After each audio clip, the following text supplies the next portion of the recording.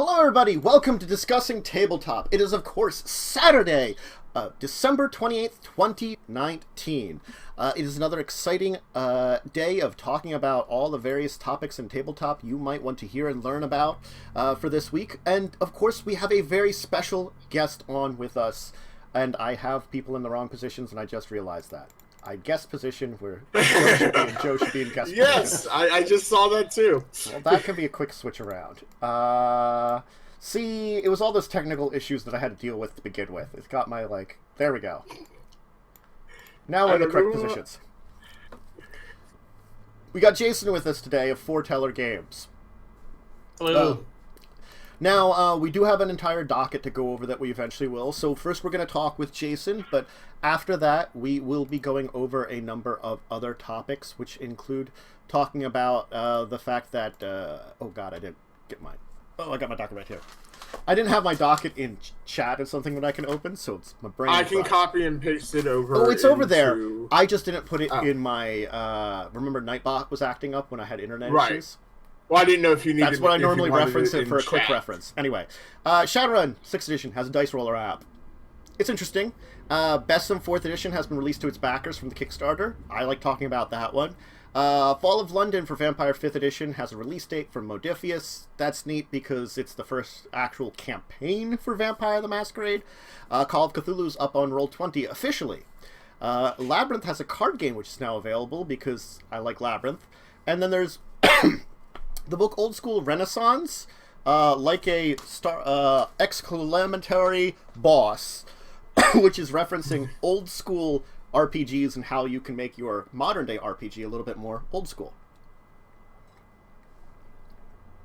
Let's of course still start by talking to our guest that we have here, because that's the best thing to do. Jason.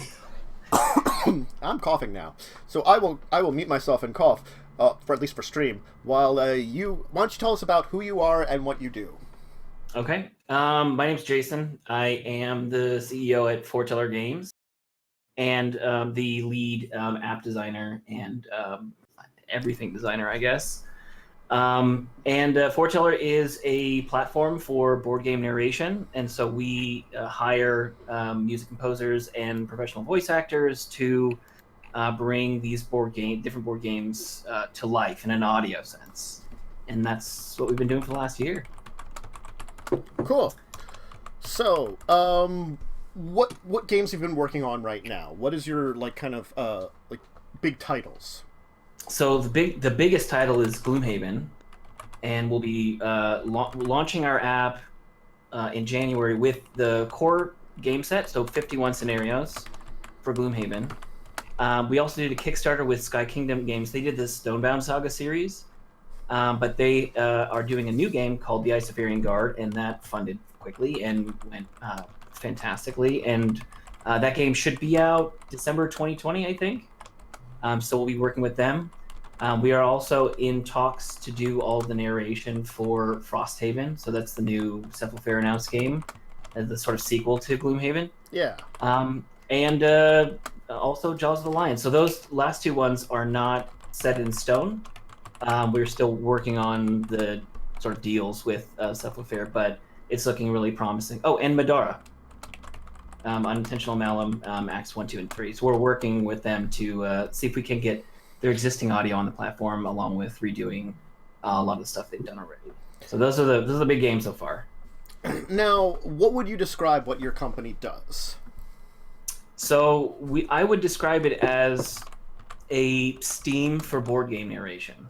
So we provide a platform that hosts these audio files that we produce with professional voice actors, and we provide a sort of add-on experience to any board game tabletop experience. So if you're playing Gloomhaven and you're reading out of a manual and you're doing voices, and you don't prefer a sort of extra companion application, totally cool.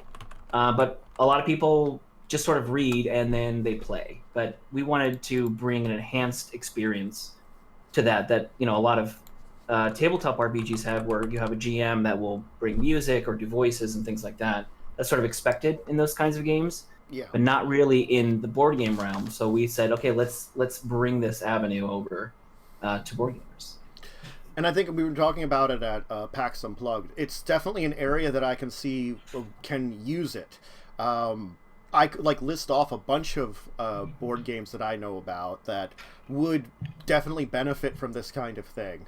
One of my favorites I would love to see a narration for. I love Betrayal at House on the Hill. They have all these scenarios that are really kind of cool and are supposed to be like spooky and stuff, and having things that would, establish it as actually feeling very horror, when it's supposed to be, would be cool. Right. Yeah, and I think that level of enhancement really isn't felt that much in the board game realm. So, the way this started was, I'm GM, and the other two partners are also GMs for tabletop RPGs, and we were running Dungeons and Dragons games and Dread games, and we're sort of bringing that little extra level into it. And I wasn't a board gamer primarily; I was more of an RPG player. But the other partner, Travis, was he's got the quintessential, wall of board games that you would see on Facebook that everybody envies, and he sort of sent me this rendition of Gloomhaven because he was starting to bring me into the fold. And I was like, this is great. Let's expand on this. And he just sort of put it out on Facebook, put it out on Reddit, and just to see what the community thought. And it kind of just exploded from there. So it seems like there's a sort of need for it, or at least a request. Because, a lot of comments were, where can I get this? Take my money, and just kind of grew from there. Cool. Joe, now, it's not just narration, it's also going to be ambient sound and possible soundtracks too, right? Eventually, yeah. So in the audio, we'll have composed music and foley or sound effects that sort of pull the listener into the actual scene, plus voice acting. But eventually, we want to expand the app to include soundboarding and soundtracks, and not just for the actual board game, but for the GM, so that there's an extra tool that they can use on top of that, on top of just using the narration. And then a slew of other things that we want to include the app eventually. But we want to launch and get the audio established and get some games under our belt in the library, and then we're off to the races. We're going to expand exponentially. Understandable. You're kind of like trying to set up that base so that you can kind of build off of that. Yeah, exactly. I kind of comes down to two questions then. You kind of mentioned that you do DMing. What kind of experience in tabletop, like how long have you been doing it? Like, kind of what drew you to this kind of like in the tabletop community, what drove you to this point eventually? What drove me in, I was a video gamer for a long time. More dots. I played WoW vanilla. I played EverQuest vanilla from 98 to 2002. And so I was always drawn to these very story-rich video games. And then after a while, they're just very repetitive, and the communities got either too big or too small to really have a meaningful experience. And then I think it was probably... I found some tabletop YouTube channels and started to watch, and thought that was a really interesting experience. And then I said, hey, is there a D&D game that I can join? And I think there was a advanced Adventure League D&D, something at a local game shop that I tried out, and I was kind of sucked in. And none of my friends wanted to DM, so I said, okay, forget it. I'll just take the mantle. And I think my longest game, and it's still ongoing, is 3 years in the same campaign. We're taking a break from that because I'm getting fantasied out, if that makes sense. Yes. Yeah. So we've been playing a lot of like I said before, we did a 10 Candles game a week ago. I played a Dread game in October. I'm going to run an Outbreak Undead game in March.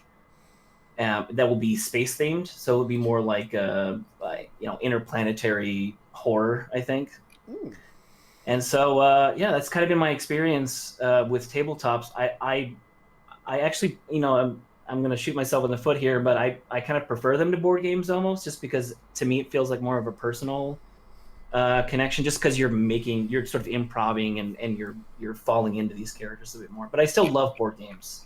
Like I played Gloomhaven and Seventh Continent, and I play Stuffed Fables with my kids, and I'm pulling them into the to the whole world too. So that's kind of been my experience. Yeah. No, it makes sense. Like, it's a different experience for a board game, and it's just something you can't usually capture the feelings of that you get with a full RPG, especially when you're really into it with everybody. Right. Now, I understand where it kind of like evolved into this, sound design thing, but where did you come into the world of sound design? Was that like what you always have been in?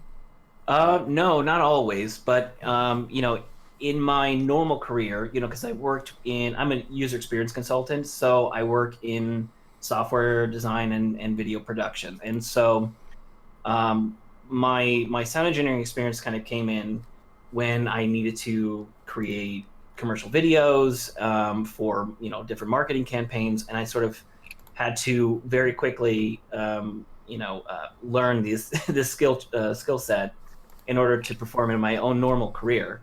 And that kind of evolved into, well, what can I do with what I've learned in my normal jamming tabletop games. And it's I can't find the right music, or I can't find the right soundscapes. Can I create these myself? Yeah, I can do that, and I can make a 30-minute long clip that I can replay over and over again while we're running these games. On top of that, we've hired some sound engineers. That's what they do as a career. So it's not just me putting these these scenarios or these audio tracks together. It's also professional sound engineers that are also working on this full time, essentially. Cool. All right. Joe, do you have any questions before I continue on? I had one a moment ago and it slipped out of my head. That happens. Do you think that there would be a place for this kind of thing when it comes to actual RPGs then? Like with pre-made adventures, maybe? I think so. I mean, well, here's the thing. I would say it depends, because I know with something like a Shadowrun or a Vampire the Masquerade, where they have like preset stories, I know that a lot of RPG tabletop players like to become those characters in essence. Mm-hmm. But I think that there is another avenue, that you have people that are either nervous because they don't want to actually roleplay or sort of act these characters out, or they really don't have an inclination to get so deep into the story. They really just want to play those games, but they may be less interested in the role play, and they want to just work with the mechanics or dungeon crawl or whatever. I think there is definitely an avenue for that. On top of that, a lot of feedback that we received was, hey, English is not my first language, and these games are primarily written in English. And so it's difficult for me to read and get through and really experience the lore. So, and I mean, this is feedback we got at Gen Con and at PAX Unplugged and PAX West, where they're saying, hey, I normally just have somebody else read the book to me because I can't get through it like I need to. Or people that are trying to role play and maybe they have an impairment, they can't see that well, or they're completely blind, they can't physically read the book. So having it presented to them in this fashion sort of gives them the ability to sort of immerse themselves a little bit deeper. So I think there is an avenue for it. Probably not as big as board gaming, just because board gaming really isn't set up for that. Tabletop is meant to be acted and played that way, but I think there's definitely a place for it. I definitely think when you get to the point of the ambient sounds and music and stuff like that, that's where it could really go into for role playing, because that brings that another dimension into there. Like we're walking through some caverns, and you have the dripping and the echoes, and stuff like that, I think that would really enhance it. And to have one place where you could find sounds like that and stuff would be amazing. Yeah, I mean, and I think that's definitely the avenue I think will be used more for tabletop RPGs, because people want to experience the immersion that they get, and then that's why I play, because I prefer combat is fun, and strategy and war games and stuff is great for RPGs or for tabletop, but I prefer the story-driven games over strict strategy or dungeon crawlers. And so yeah, having soundscapes or ability to just say, okay, we are going to this area, and this is the sound I want to hear, this is the music that I think we should play, and have it, not just on one singular loop every 4 minutes you're hearing the same thing, but have something really play that you can just set and forget. I think it would be immensely popular. One of the things that we talked about, and I'm not sure if I mentioned this at PAX, but eventually what we want to do is create an algorithm inside the app that sort of procedurally generates music and ambiance based off of, the first stage would be based off of what you're hearing between two tracks. So if you're playing Gloomhaven and you play the introduction audio, right now it fades out really well, but there's nothing in between the intro and the first trigger. So what we want to do is create a system that will procedurally generate that audio based off of the two tracks that you're in between, and so there's no break in between, so the immersion stays continuous. But having something like that for, if I'm going to say we're going into a cave system, and so what can the app provide? Well, it's going to provide dripping. It's going to provide wind inside of the cave. You might have critters that are rolling around. So to have it generate that might be really interesting to look into. Cool. That does sound like a very interesting direction for taking that, and definitely would be a great way to enhance a lot of experiences, because I think that's definitely one of the... I always regret sound design in a lot of things, because it's like it's hard to find a good soundtrack that you can kind of get in underneath in something, or even sound effects or something that you feel is like appropriate. And a lot of times also for like someone like myself, who most of the games I run nowadays are on stream, I tend to worry about like, what can I put in the background? I want to like try to like, if I'm putting something up on YouTube, I don't want to necessarily use something copyright, unless I'm like doing it in a certain unless you can barely hear it or something like that. That's what I've noticed some people do, is like it's just that like it's white noise at that point in time. So yeah, I mean, even for the audience that is watching on stream, most of the time either can't hear it, or it's so subtle that it's just like not really there. But it is for the players more than anything else. But I do see what you're saying, because we had a Twitch channel years ago. And we would play, random video games and stuff, but we had to subscribe to like Monster Cat or something else that really doesn't fit with an RPG setting, just to have some background music. And so, yeah, it does help with that, I think. Yep. Do you have another question, Joe, at this point in time? Yes, actually. Now, there are some games out there that already have done like apps and stuff for that. Are you also planning to reach out in the future to see if you can get, basically, I know you were trying to get a big source where it's one place you can go to. So I was wondering if you're going to reach out to those companies and see if you could also offer their stuff through your app as well. Yeah, I mean, we've already started talking with Succubus Publishing, and they do the Madara board game, Acts 1, 2, and 3, so it's the Unintentional Malum. And if we can get, I think the plan, and this isn't set in stone yet, but the plan is to have their existing narration being moved over to the Forteller platform, and then they would sunset their existing application. What we found is a lot of publishing companies that just want to make good games also don't like dealing with software development and maintenance. So I think that we could be a good avenue for people who don't want to, or for publishers that don't want to spend the money on building a platform for their narration or maintaining it, because that's one cost that people often forget. They said, we can make an app, but now there's bugs. Now there's an increased bandwidth, and now the app is crashing. What do we do?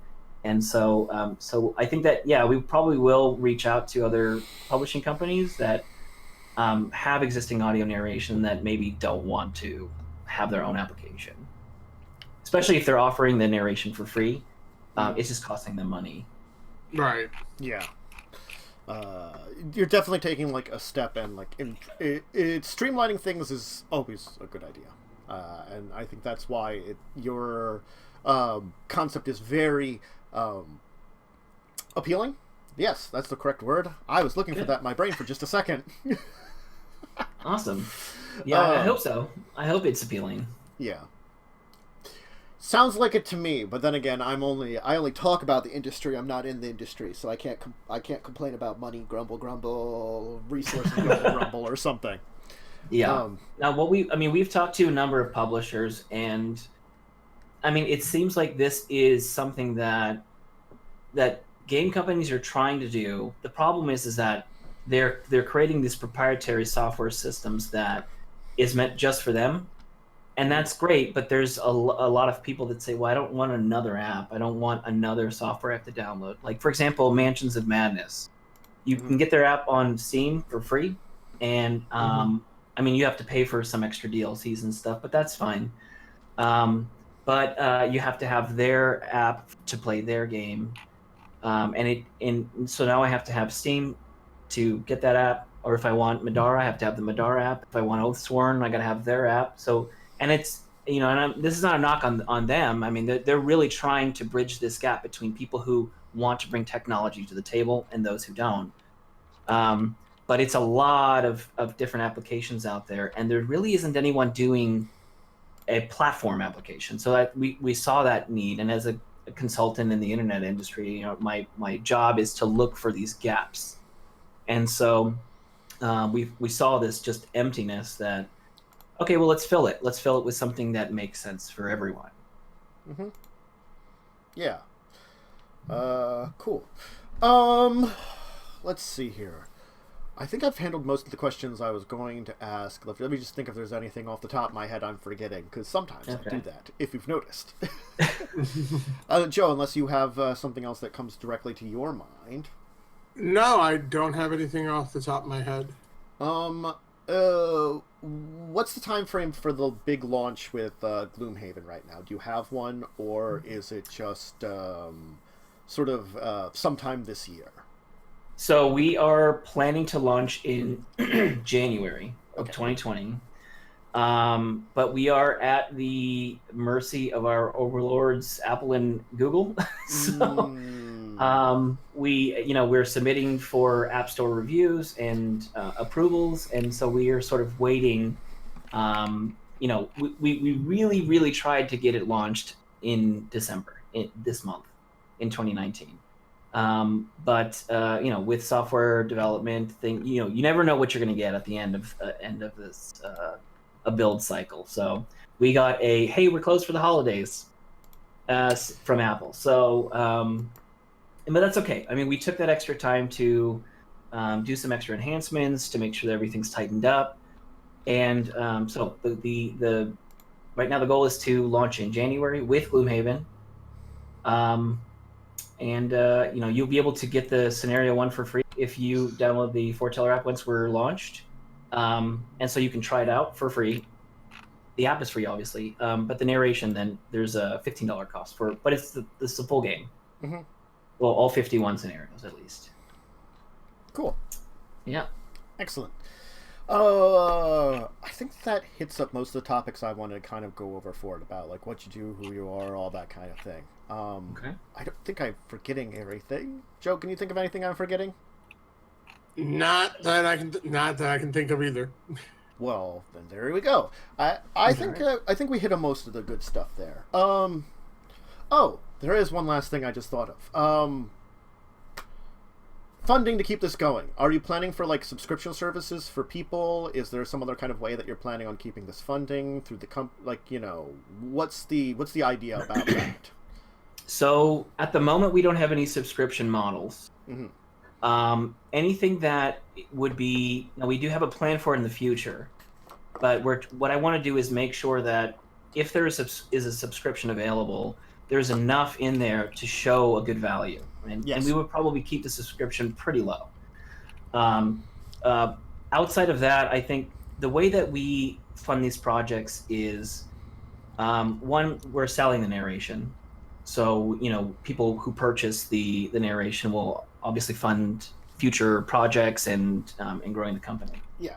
But we also like to be partnered with publishers during a Kickstarter phase, so that at least it allows for customers to say, okay, I want to pre-order this narration. This is what we did for Icefarian Guard in August. Yeah. We were part of the second and third tier in Sky Kingdom's Kickstarter, and so basically funded the production of the Icefarian Guard narration.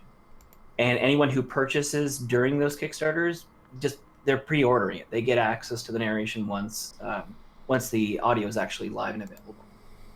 Outside of that, well, we'll see. I mean, the subscription, I think, I will say, will never be tied to actual gameplay or game narration. It'll be tools that are in the app that you can use outside of just one game. So we want to make sure that it's not just, hey, I'm spending $5 a month or whatever the price is for Gloomhaven. We wouldn't want to do that. We want to say, I'm spending the subscription because there's enough tools in here that shows this value, and it's for things that I can do across the entire library. I don't know. Outside that, it's just hoping that we get enough games and publishers that like what we're doing and say, hey, we want you guys to do this for us as well, and expand from there. Cool. All right. I think that hits up all my major points then, finally. That's the last one I was kind of thinking about. Joe, do you have anything else? Nope. All right. Well, we do have some other topics I do want to talk about today. And did you want to stay around and join us for that, or did you want to head off? It's up to you. I probably need to jump off, unfortunately. Oh, that's perfectly fine. But I do appreciate you guys bringing me on. I mean, this was fun, and I think what you guys do is great. I watched a lot of your other videos too, and they're wonderful. Yeah, thank you. Thank you. Yeah, of course. So, thank you for joining us. Maybe we can talk again someday in the future when some more big stuff is coming out. And once your system is online, once the main system is online, some point. So. Oh, yeah, absolutely. Yeah. I mean, when we launch, we'll reach out, and then maybe we can have another, and go from there. Yeah, sounds great. Well, I hope that you have a good rest of the day. Just pop off, and I'll fix everything for when the videos. Happy New Year. Yep. Happy New Year, guys. Yep. All right. Thanks so much. Sure. Yep. Thank you. Okay. Now I have to adjust it on my end that my video shows up. It's almost perfect. Almost. When I do that and that. No, that's too bad.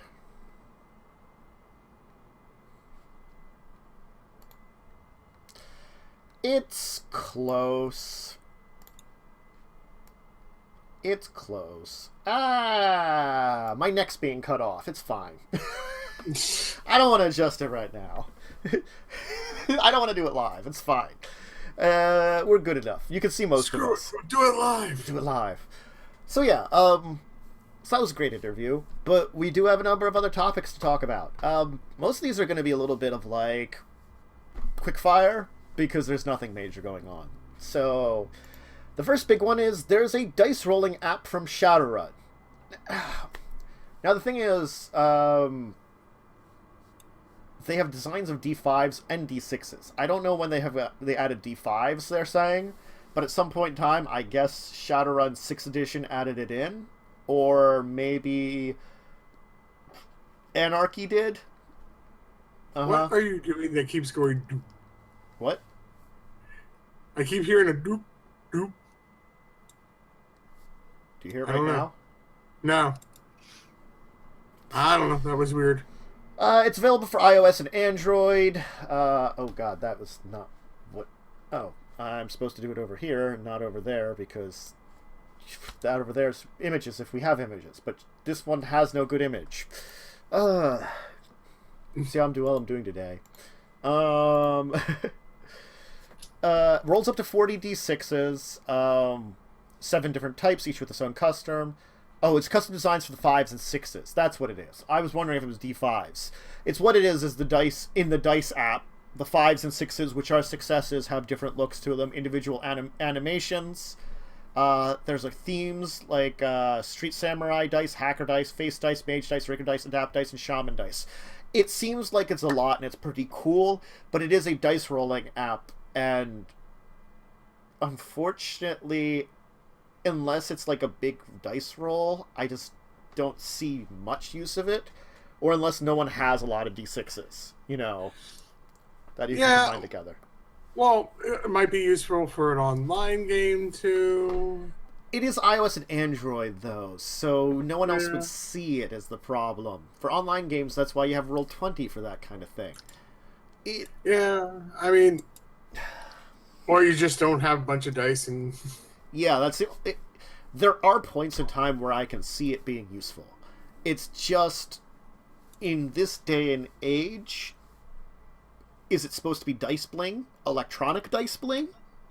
Because it does sound like it would be very cool. And well, don't they also use like dice with certain symbols and stuff on it too?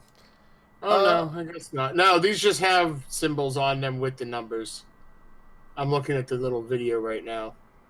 I'm seeing if it's available. But one of the things is nice that I am seeing is they have easy ways to determine how many dice you have to roll, stuff like that. So it is something, instead of having to sit there going, oh, how many I need this for this, and oh, this ability, this. It's something that'll calculate quickly for you. They say it's out for iOS and Android, and I checked the App Store. Well, not the Play Store on my phone. Yeah. It's Android. I don't see it. I don't have my phone next to me, so I don't know. And this was 8 days ago. I didn't find it. So I don't know. I'll have to look it up. Oh, great.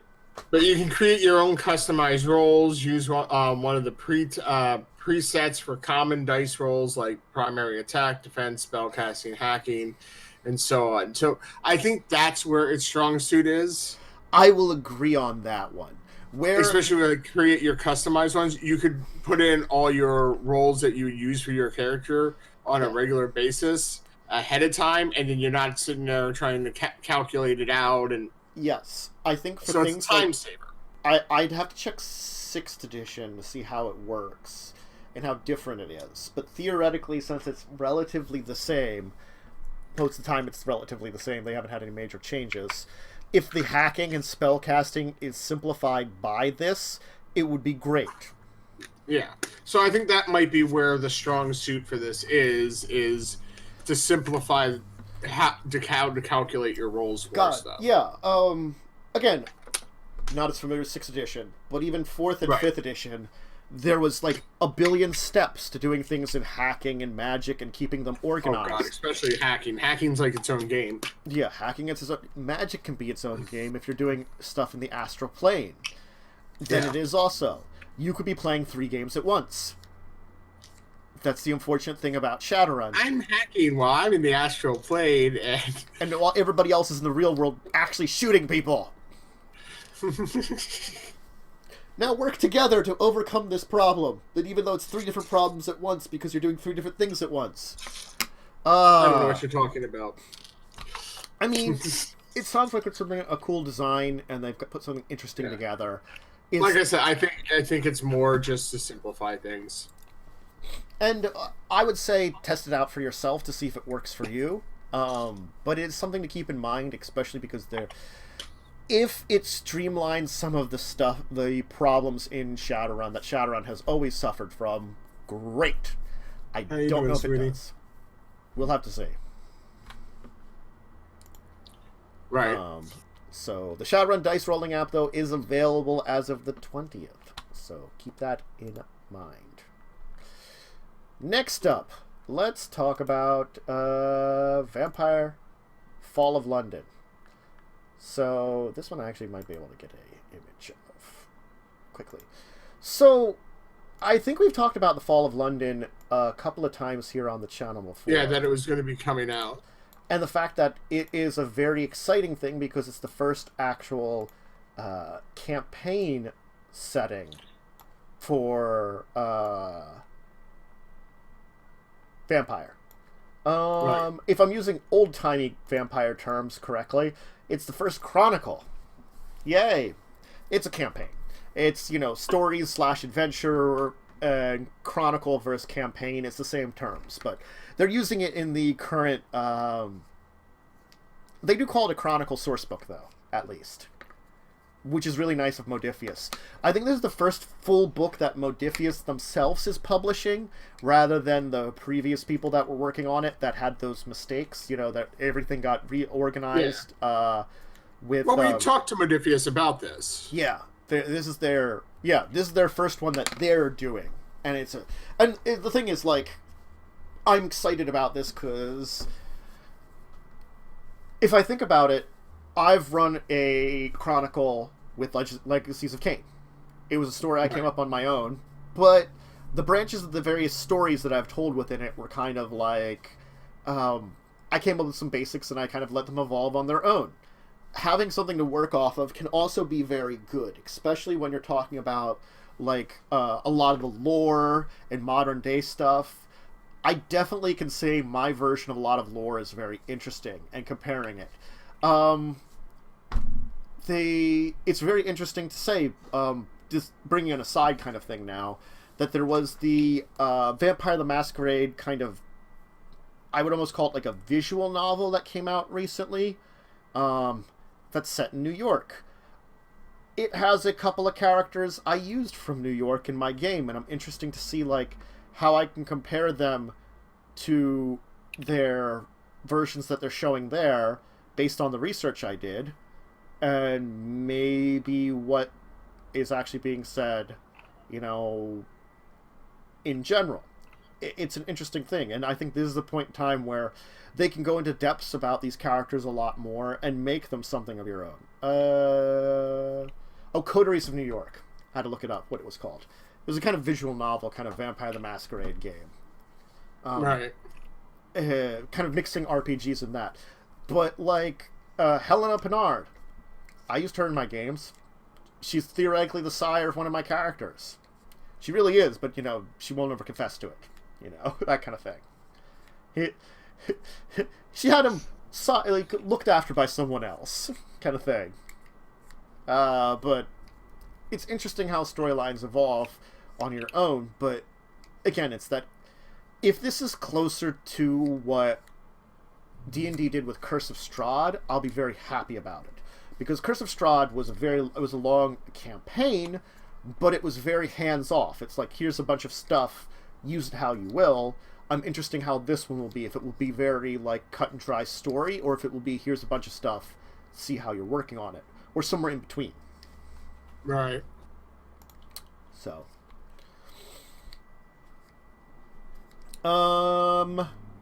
yeah. So it's 260 pages, current incarnation of the system. If you get the print order, which is $35, 35 Great British Pound. I don't know how much that is in dollars. But you also get the free PDF. It's around 40, I think. It's around 40, 45, somewhere between there for the full book, and you get the free PDF. Sounds great. Neat. It's very neat. Very happy about this one. So.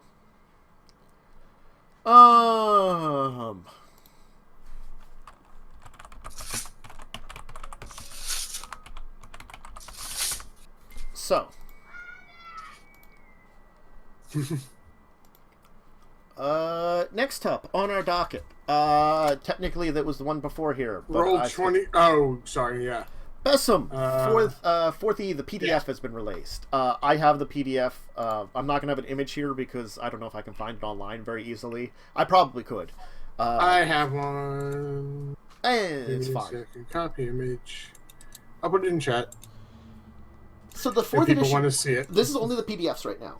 We don't have the full physical books. Those are coming out sometime next year. But I've got the BESM 4th edition, BESM Naked, and a lot of the expansion stuff already up and in my possession.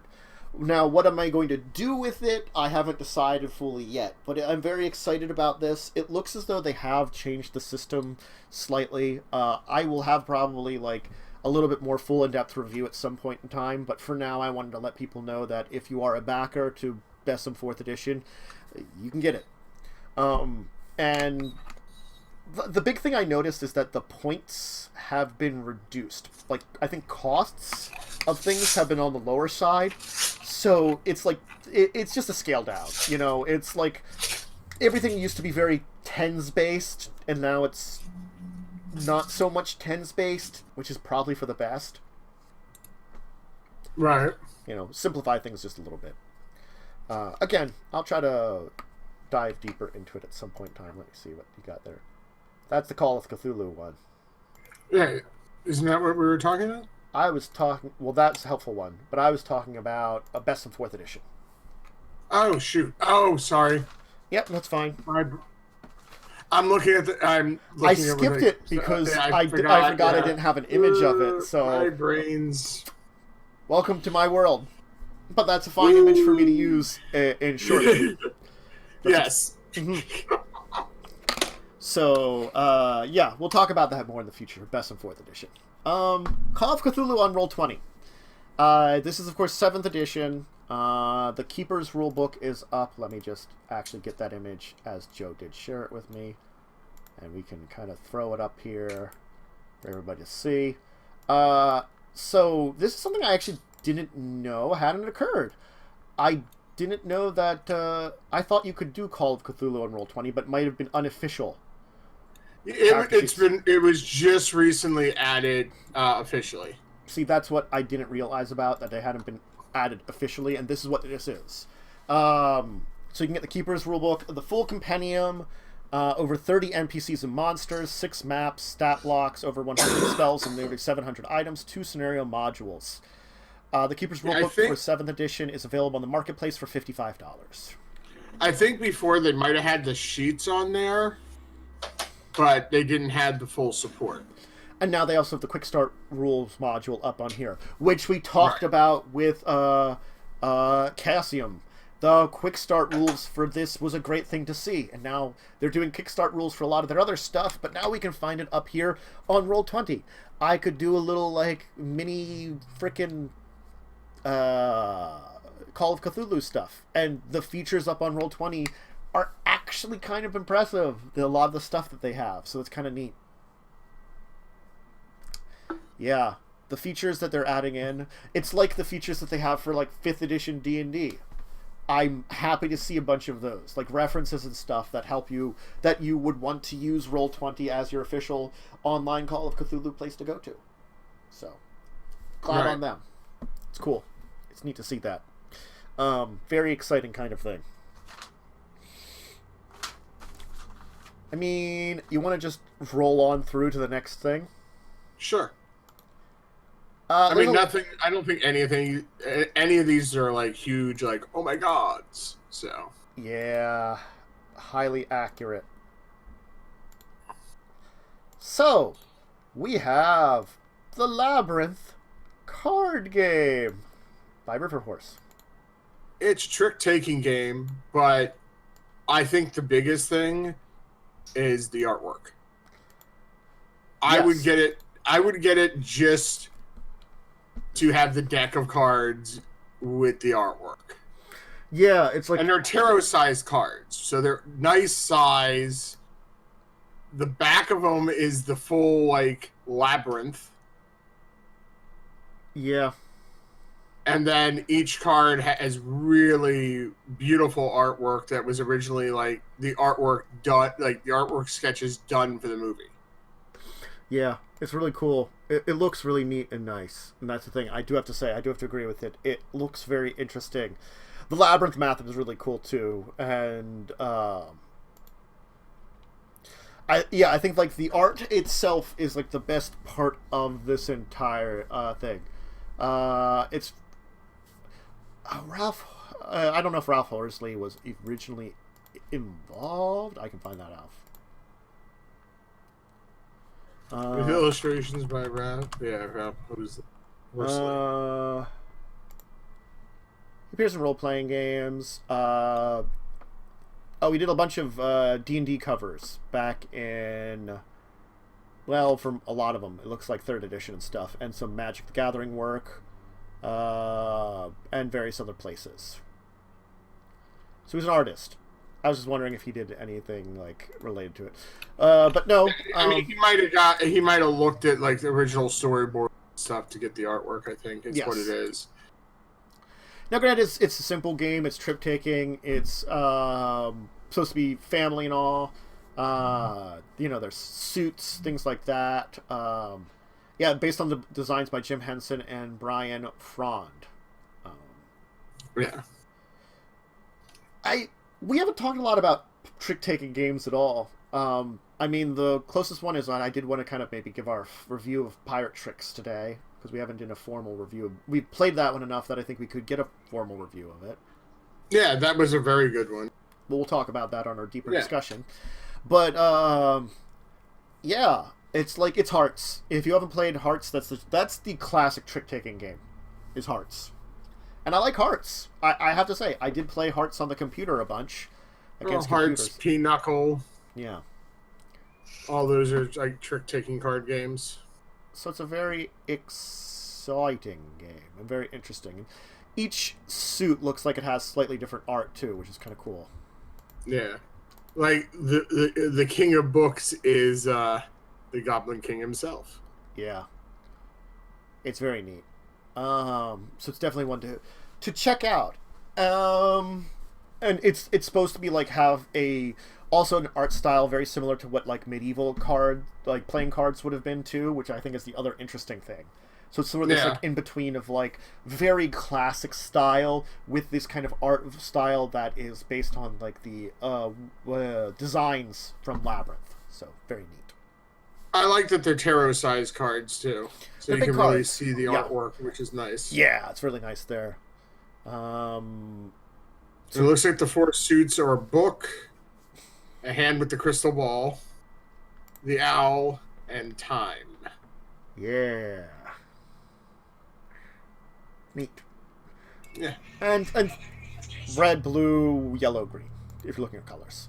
Yes. Unless you're colorblind, in which then book, crystal, orb, owl, and clock. Anyway, one last major topic today, and that, of course, is old school Renaissance like a Blanken boss. Effing boss. It actually, on the book, I was going to say, just say effing. Just say effing. Effing boss. I'm trying to keep it relatively PG-13. Doesn't mean I won't curse at some point. Well, effing isn't horrible. Mm-hmm. It's basically 37 base rules to run an old style RPG. Yeah. Because I downloaded it. It's free on RPG drive-through. Yeah. And it goes 0 through 37. And it's just basic, like, useful tips on running old school style games that are a little more brutal. Yeah, it's trying to add in a lot of what happens in like I think it's looking back to those old like first edition, second edition D&D, first edition Shadowrun, the very old way of doing things from back in the day, which doesn't necessarily... It's this weird point in time where there is some fun in that type of gameplay, but it depends on how much you want to capture it and look into that way of doing things from back in the day. And I ended up downloading it just now, too, because I did not notice it was free. Free is the best thing. Well, like, rule number 3, do not waste time. Time is of the essence. Don't waste it.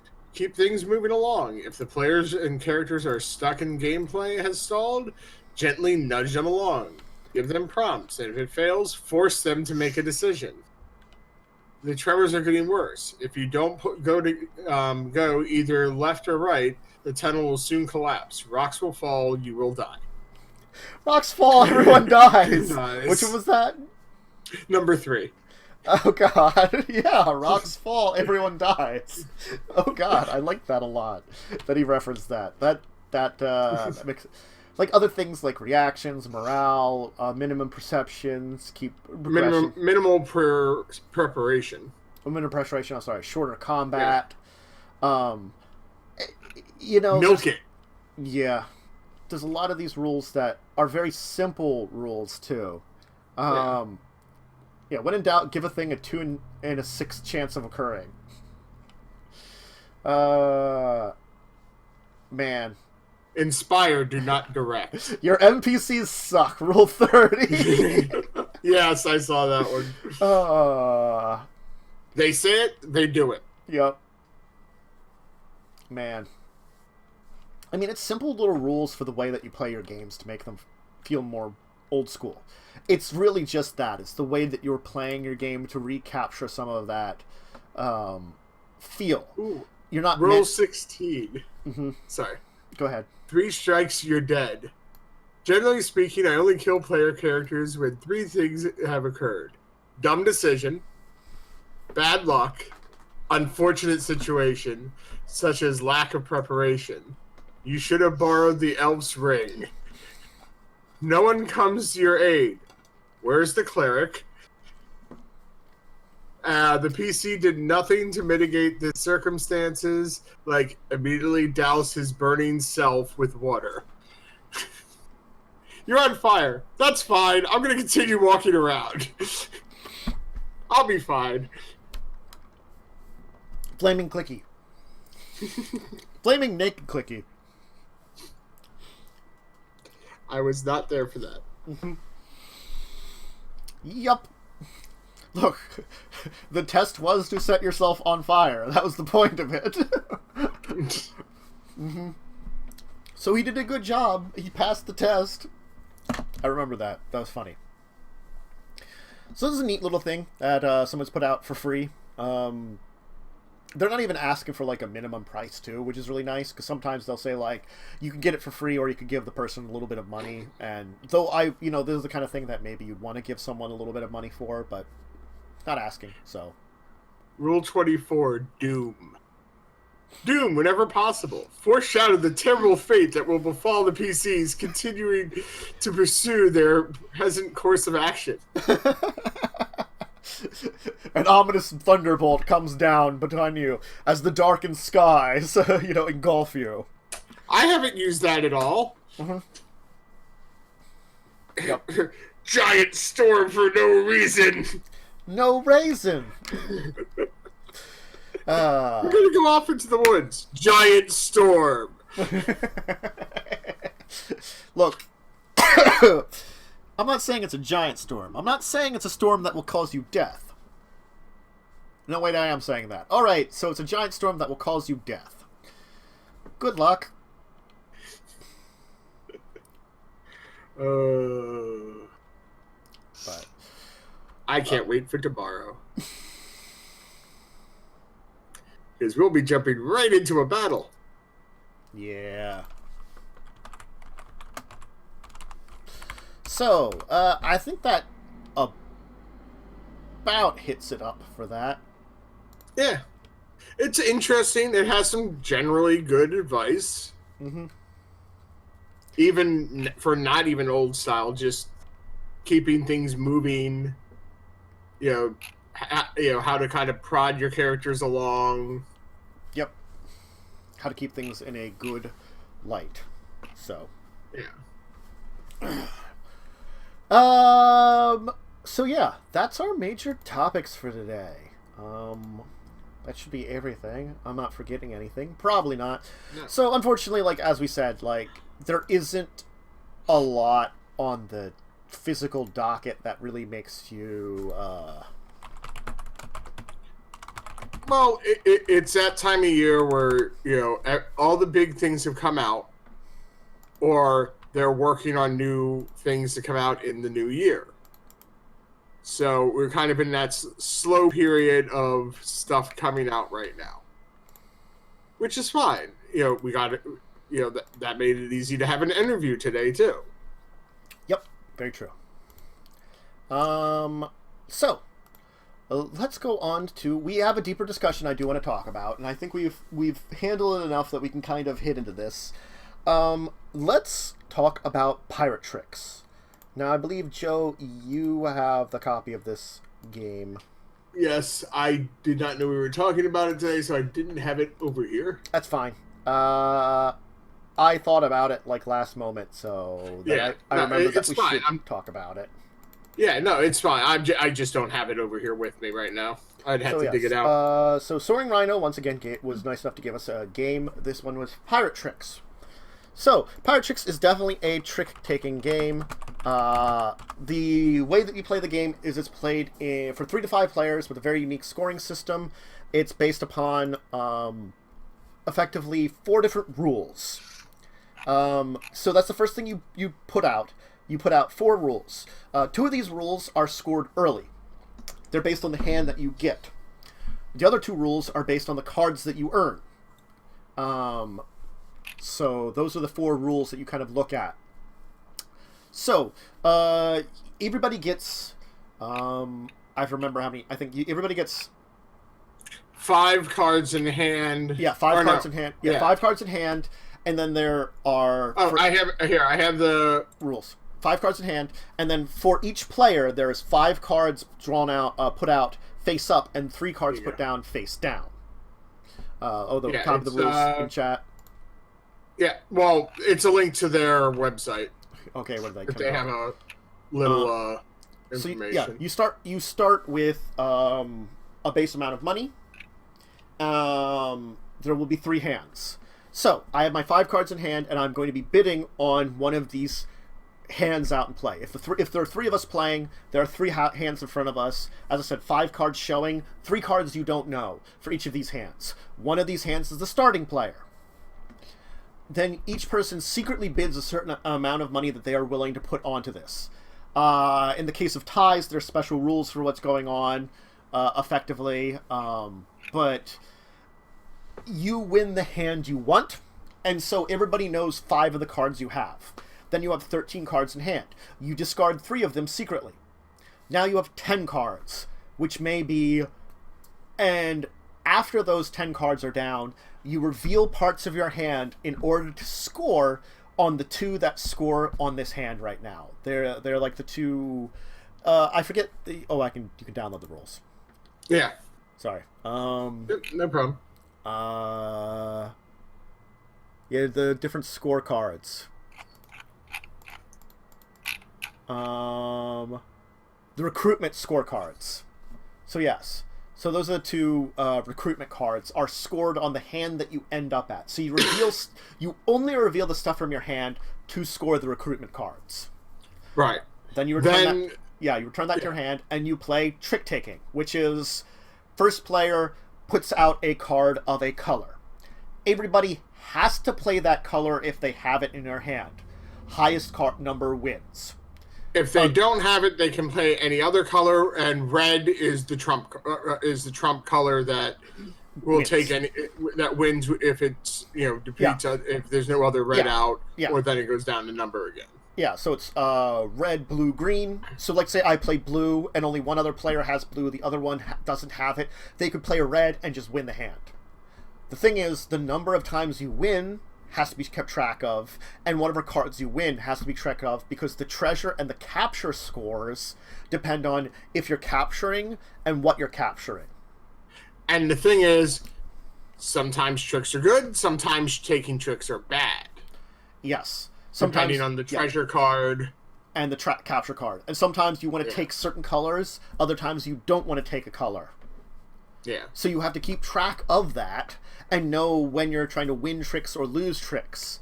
And that's why you know that ahead of time. You're building your hand appropriately and trying to play off of that. It might be good for you to be first player, and then you're playing out the various cards that are trying to make you lose, or you're trying to lose those various hands. Depending on the number of players, depends on how many cards are removed too. If you only have 3 players, numbers 1 to 8 are removed. If you only have 4 players, numbers 1 to 4 are removed. If you have 5 players, you don't remove any cards, which means there's 1 to 20 in all of them. And for winning, it's 3 rounds. After 3 rounds, the player with the most loon, which is their money, wins. If players tie for the win, then all tying players share the victory. If you run out of loom ever for whatever reason at the start of the next round, you get 5, so you're not out for the round. Yeah, you're not like you don't lose the game because you have no loot left. Yes. And again, it's just 3 rounds. You're probably not going to win. Unless everybody else is in a bad shape, too. You're probably not going to win. Yeah. But yeah, it's 3 rounds. You do 3 rounds of this, and whoever gets the most loon, their money, wins. It's a relatively simple game. It's neat. Doesn't take long to play. 45 minutes, about 15 minutes per round. And each color is a different animal species. Yes. Red is cats. Blue is like weasels. Green is like gorillas / apes. Yeah. I'd say it's weasels, mustelids, felines, and then primates. Because I think there does seem to be a little variety between some of the pictures, only a little. Yeah. Damn dirty apes! Yes. But it's an easy, quick game, but it's a lot of fun, and because of the different combinations of recruitment, treasure, and capture, it's different every time. Yeah, you can have 3 hands where you have completely different goals, each of those 3 hands, so many different times, because of each of these decks gives you that options. But then also the fact that each hand is going to play differently, so even if you ended up with the same recruitment, same treasure, same capture, your hands are going to be different, so it's still going to be a different play. So it is a game that is replayable very much so. It's the combos too, like the recruitment cards. Since it's 2 of them at a time. There are only 10 capture cards, so the chances of seeing the capture cards again high. But seeing them combined together, that's what's kind of low. You've I think like 90 combinations of cards. Yeah, but then like I said, when you add in the combinations of the hands, it still makes it a replayable game, and it's 3 to 5 players. It says ages 10 plus. And it says duration 45 minutes, but I would say it's closer once you know the rules. I'd say it's normally closer to 25-30 minutes. I'd say that's good for 3 players. I think more players for 3 players. Yeah, I think for more players, like if you had the full 5, then 45 would make sense. I think it's a game that definitely the more players you have, the longer it will go. That's one. Because the bidding time's going to take longer. Oh, and you do have this little thing that keeps your money secret, so no one knows what your money is. It's basically like a little hidden ship thing. So, and then you also have a trick-taking board too. It's supposed to be like a bid, card, and marker, which I'm unsure what it's ever used for, but I always used it to keep track of the tricks. Yeah. Oh yeah. That's what they call it. It's a bid, card, and marker. I don't know. I use it for the tricks too. Because they told us, like, when they explained the rules, to put the bids in our hand. Yeah. So, because we did talk about the game with the people that made it, so we learned a little bit about it before we started playing it. And I also am very excited about their expansions for Shifting Realms. Shifting Realms, which once hopefully we'll have them on this year. I talked to them. Go into. I have got a response from them. The big thing that they talked about is if we could figure out a live setup for a game, they would actually be willing to send us a playtest copy of the expansion. But the problem is setting up like a good camera space where we could live stream testing that out is not easy. Possible, but not easy. We could figure it out because you probably could use a digital camera. One of our, like, I have a few digital cameras still. Well, so we could probably use those to capture video. Well, I think we want to stream it live, is what they're saying. So you could have some responses. Yeah, which is possible, but it's a little bit of a challenge. A little bit harder, yeah. So I think like. It's a simple money system. You've got 1s and 5s. There's not a lot to say about the game, about the complexity of it. It is, again, a very simple trick-taking game, but with little, like, ways of making it replayable. And I think that's the essence of the design of it, replayability. Because you are having like not only it's like different sets of cards each time, it's 3 rounds of different sets of cards, and you can have so many different combinations of these 3 rounds that you never know how it's going to react out. And then it's also it's more than just like a normal Hearts game. A normal Hearts game, yes, it's replayable. You have the 4 suits. You never know what you're going to get when you're playing with people, but it's still Hearts. You know, it's the same rules, but these have shifting rules. Yes, and I think that's what makes it very interesting. And it's the thing, you're supposed to be like a space pirate trying to get stuff. Oh, and it's the Volper. Oh, they're fox people. I think they're supposed to be Volper. Baringa, which I think are the primate squirrelas. Volper, the Baringa, and the mustelids, like the weasel people. Yeah. Neat. You play your loon to recruit your crew, venture out to do battle, capture your enemies, and amass your loon. Loon. I keep thinking of a bird. I feel loony. I keep thinking of the bird each time I hear it, though. And then that makes me think of Canadian money. Why does it make you think of Canadian money? Because they have the loony. Oh. Yeah. Oh. They have a loony.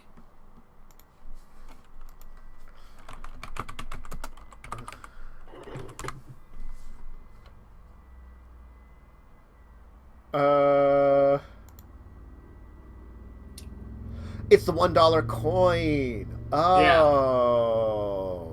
Yeah. The reason I know about it, it's got a loon on its back. Yes. I know about it because thanks to DS9, the one security guy who turned towards the Maquis talked about, hey, is my stuff still on DS9? Because in there was my lucky loony. You know, it was like from decades. It's from like hundreds of years ago. The Canadian currency, and I'm like, that's why I know about the loon. Yeah, the loony. It's $1 Canadian coin. Oh, the design got discontinued in 2012. But so yeah, that was a thing that we learned today while reviewing Pirate Tricks. Yeah, definitely give it a high recommendation on this one. Check it out if you want to get a good, relatively simple, easy game, fun game, quick game. I would say this fits under all of those, and it would be one for you to check out. And it's right around the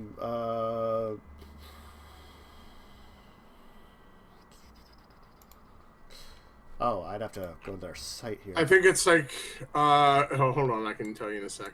Yeah, I was trying to look up the price very quickly and efficiently, and I'm bad about that. $20.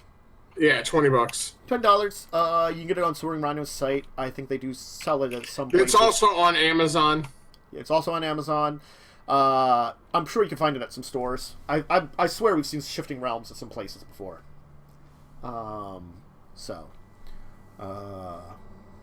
Yep. It's definitely, it's a very interesting game. Highly recommend checking it out. So there. Yeah, and Soaring Rhino's a really cool couple of guys in that company. It's a good company. Okay, so Kickstarter corner.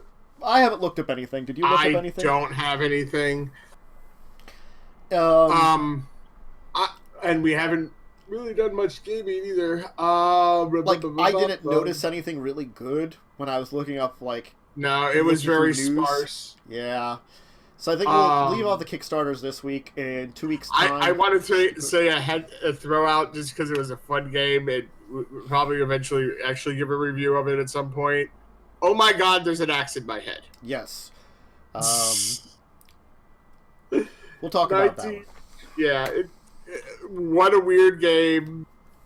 It's political intrigue while dodging axes. Yeah. So that leaves us to our week in tabletop. I guess our last couple of weeks in tabletop. It really is. We did have a session of grinding gears where we finished up our tasks. We got our our potions or our eye drops in order to read the book, and things are going on now that the festival is going on.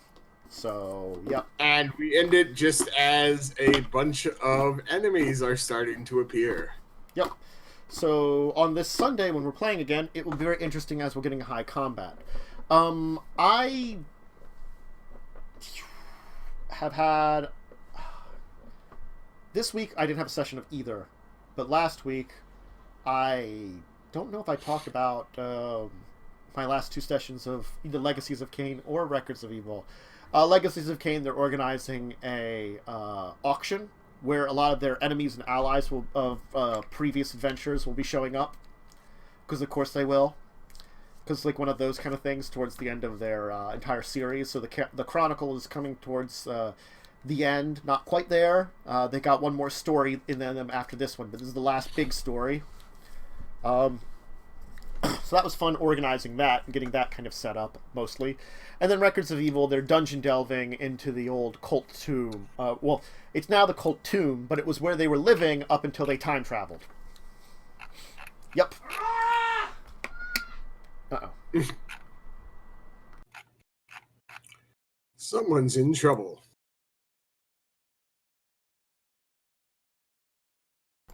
Someone's in trouble.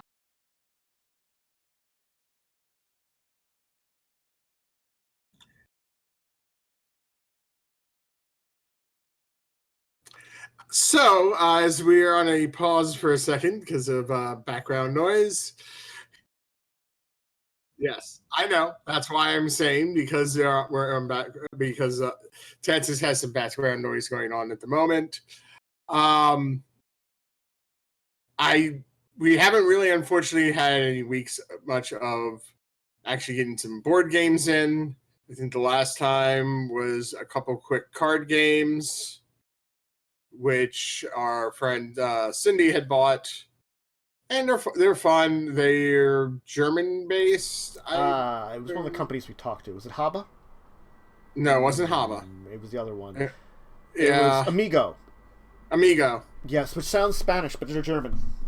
Yes, they bring a lot of classic German games. Well, they're a company that's like a 40-year-old company that they're like, we have only been in America for like 5 years or 3 or 4 years now. We will bring you all our games. Yeah, and they have a lot of cool games. A lot of them are quick and easy. And so we played several of the little card games that they had and had some fun. Other than that and the two RPGs, we haven't had much else going on. The holidays have been quite busy for us, and but we're going to get back to our normal schedule soon. Like I said, tomorrow is going to be grinding gears. We're going to be starting right off in the midst of combat, and we'll see where it goes from there. Hopefully I could be unmuted here for a second before more noise happens. So next week, theoretically no show on the 4th. We should have a show on the 11th. 18th will be off as I'll be away. 25th will be back then. So that's the schedule right now. If something happens that I get like a guest or something that I'll have something special on the 4th, I will let people know. As of yet, I've got no positive reaction from anybody for the 4th, but I'll send some more emails out like on the 2nd, 3rd, just in case. I'll try to reconnect with the people I've been talking to. That week, if there is that news that week, you might be able to find a alternative co-host. Yes, maybe. So we'll see about next week. As of now, though, we do have Grinding Gears tomorrow. I should be good for the evening. I'm going away to my grandmother's because I think my dad is going for his birthday. Because it's birthday tomorrow. Tell your dad I said happy birthday. Yes. So that'll be a thing that's going on. And then the next episode of Grinding Gears will be the 12th, which should be fine. Next Tuesday, I think both Records and Legacies is up in the air because it is New Year's Eve, but they're usually earlier in the day. But I think it will also mainly depend on Jess, who's in Britain. So, New Year's Eve comes a lot quicker. Yeah. A little advanced in time. So up to her if we're having either of those. Probably. And Thursday we're planning to... I'm tentatively saying I will have a formal announcement like on Monday, but tentatively right now I'm saying that the first show of the new show will be this Thursday. It might be next Thursday. I know I would have to have a week off before the next show, but if I do that, I do that, you know. I want to make sure I'm ready, and I have to. I'm going over everybody's backstories. I'm figuring out if I'm having a kind of prequel kind of thing, if I'm doing that at all. Which if I do, I'll let people know, and we'll figure that out. Like a session 0? Or if I'll go straight into session 1. It'll depend on, like, I'm going to really dive deep into the backstories and see what I can make of them. And at most, maybe I would have, like, even if there's not a session 0, I might have, like, a narrative of, like, character pasts and stuff that led them to that kind of thing. After we talk with people. So, we'll see. But Children of Wrath should be coming soon. I'll have a formal kind of announcement, as I said, like, Monday. I think is when I'll be putting that out. That's what I'm aiming for right now. As long as I can get everything together. There's a few things I have to finish up that I have to make sure are ready by Thursday, and that's another reason why I don't know if it's going to be this Thursday or next. Depends on if I get them complete. So, good luck on me on that one. Theoretically, a small child will be back to school at some point this next week, and that might give me the extra time I need. That might be the end of next week, though, too. So, yeah. That doesn't give me extra time with Torment of Small Child. Yes. And as usual, though, you can consult our table. If you have any questions for us, you can ask it here. If you're with us live, you can throw it up to us in the description of this video when it goes up on YouTube. On my Discord channel, which is linked below, you can go there. You can message us. You can find both of us on the Discord chat and reference us directly. That's another way. Kind of message us directly. You can also discussingtabletop@yahoo.com or add us at either of our Twitters. Mine is above me. Joe's is on the normal screen, but I didn't readjust when we went to two people rather than 3. I'll readjust it next week and it should be there, but his is I'll do the normal guest things, even though I haven't got rid of Worm on that one. Oh, it should be guests. Mostly Worm. Never Worm anymore. I should remove that. So, yeah. I think that's everything. That's all the places to reach us off the top of my head. Yeah. I think that covers everything. So hopefully see you tomorrow for Grinding Gears. Monday should be some gaming streams. And then Tuesday should be, theoretically, at least Records of Evil, I think. As long as things don't change with people's schedules. When we were talking about it, it was fine. Legacies have came up in the air. But we should have at least 1 week in January before my trip. But I will be back on Tuesday. I come back on Monday. I go from Thursday to Monday. So I may or may not be alive, though, post PAX South for that one. Which my big thing for here is when we return from PAX South, I will talk about the Indie Tabletop Showcase, which is at PAX South. I'll report on that. I'll go talk to all those people. Make more friends if I haven't talked to them already. You know? Okay. Well, sounds good. Yep. So, everyone, have a great rest of your Saturday. Hope to see you tomorrow evening. And a great rest of your weekend regardless. Bye for now. Bye.